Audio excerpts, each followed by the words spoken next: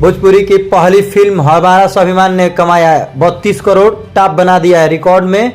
खबर पूरी उससे पहले आप चैनल पर नए हैं तो चैनल को सब्सक्राइब करें और दिल से लाइक करें। बिना समय लेते हुए वीडियो को शुरू करते हैं। भोजपुरी के नाम मशहूर power star Pawan Singh film release हुआ, जिस फिल्म का नाम था हमारा स्वाभिमान। दोस्तों फिल्म बहुत ज़्यादा खतरनाक था। पूरी यूपी बिहार में झारखंड मिलकर एक ऐसा कमाई किया है जो कोई भोजपुरी फिल्म ने नहीं कमाया है। दरअसल दोस्तों एक फिल्म ने एक दिन के अंदर ही 16 से 17 करोड़ रुपया कमा ले।